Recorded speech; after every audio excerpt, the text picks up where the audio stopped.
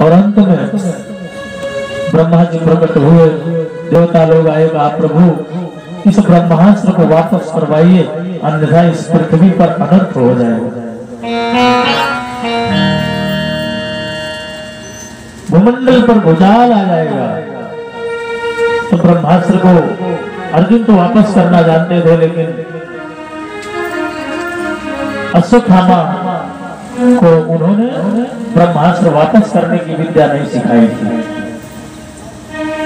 उन्हें जानता था वापस करना।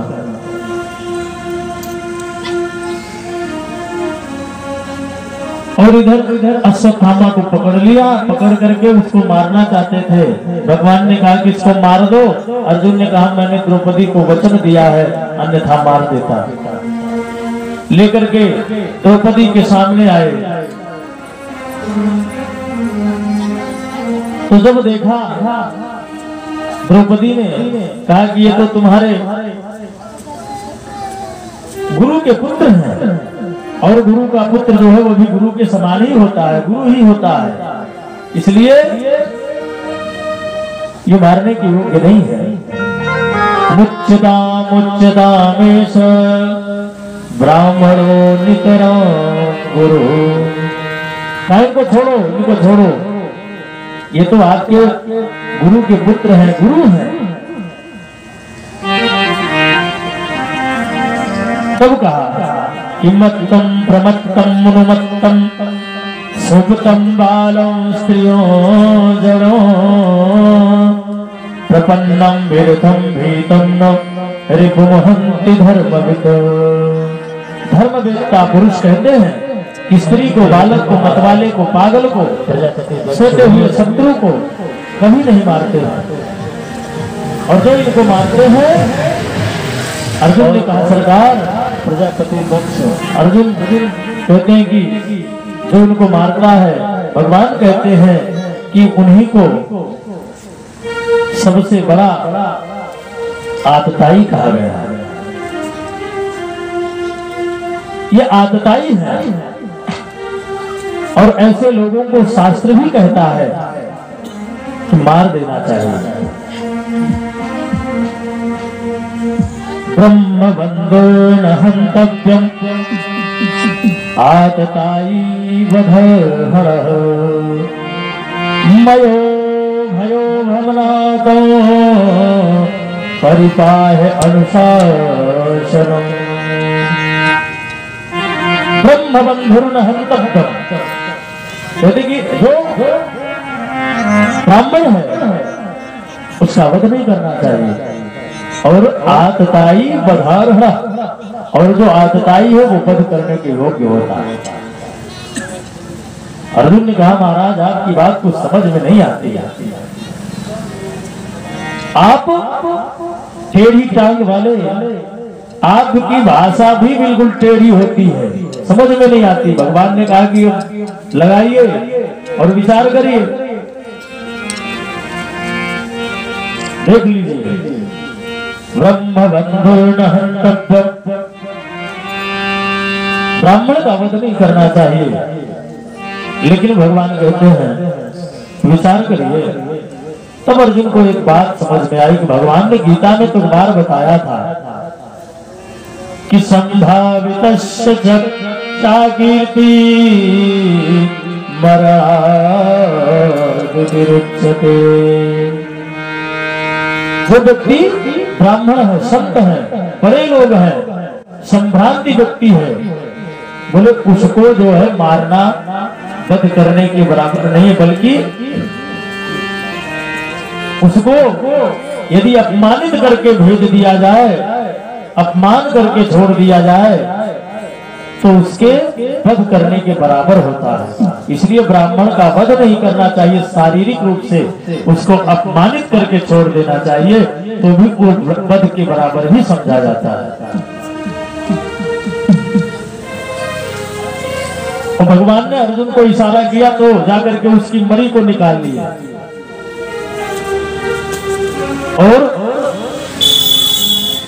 कुंडल निकाल लिया, सब निकाल करके उसको उसका सर मुड़वा दिया और श्राप दे दिया कि जाओ तुम्हारी मृत्यु ऐसे नहीं होगी। तुमने अबोध बच्चों का वध किया है। जो तुमको पानी दे देगा, जो तुमको तेल दे देगा, उसकी मृत्यु हो जाएगी। आज भी अश्वत्थामा पहाड़ियों में मिलता है। तो अश्वत्थामा ने भगवान के चरण पकड़ लिए। भगवान ने कहा जब कलयुग में मेरा अवतार कल्क के रूप में होगा, तब मुझे तुम गुरु के रूप में मिलोगे, और जब मुझे शिक्षा दे करके अपना पद पूरा कर लोगे, गुरु बन जाओगे, तब तुम्हारी मुक्ति होगी। उसके पहले तुम्हारी मुक्ति होने वाली नहीं है। तो अश्वत्थामा आज भी जीवित है। अश्वत्थामा बलिर्व्यासो हनुमांस विभीषणः कृपा परशुरामस्य सप्तैते चिरंजीविनः। अश्वत्थामा, बलि, व्यास, हनुमान, विभीषण, कृपाचार्य, कृपा, परशुराम, ये सब जो है 7 चिरंजीवी हैं। इनकी मृत्यु नहीं हुई है। इधर इसने देखा कि मेरा इतना बड़ा, मेरी बेइज्जती की गई है, तो उसने फिर एक बार ब्रह्मास्त्र का प्रयोग कर दिया, और अब की बार उत्तरा के गर्भ पर किया है। उत्तरा के गर्भ पर किया। पाहि पाहि महायोगी। और उत्तरा जो है वो भगवान के पास दौड़ती हुई आती है। पाहि पाहि महायोगी देव देव जगत्पते नान्यं तदभयं तस्य यत्र मृत्यु परस्परम्। उत्तरा भगवान द्वारिका जाने के लिए तैयार हैं, लेकिन उसी समय उत्तरा आती है, भगवान के चरणों को पकड़ लिया, कहा प्रभु रक्षा करिए, मेरे गर्भ की रक्षा करिए। अपनी रक्षा करने की बात नहीं किया। कहा क्या हुआ? कहा मेरे पेट में जैसे कोई आग का गोला जल रहा हो। भगवान गर्भ के अंदर प्रवेश करते हैं और उसके उत्तरा के गर्भ की रक्षा करते हैं। भगवान अब तक जन्म लिए, लेकिन कभी किसी के गर्भ से नहीं आए, लेकिन धन्य है उत्तरा जिसके गर्भ में भगवान गए। और एक साथ में भक्त और भगवान दोनों को अपने गर्भ में धारण किया, भक्त को भी भगवान को भी।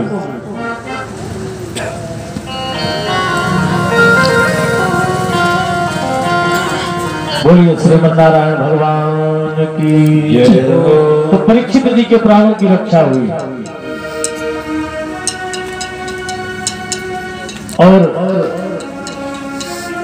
भीष्म का भी जब उद्धार हो गया, भीष्म जी चले गए। भीष्म ने खूब सुंदर उपदेश दिया पांडवों को। उसके बाद कुंती मैया को भी सुंदर उपदेश, तब जाकर के भगवान।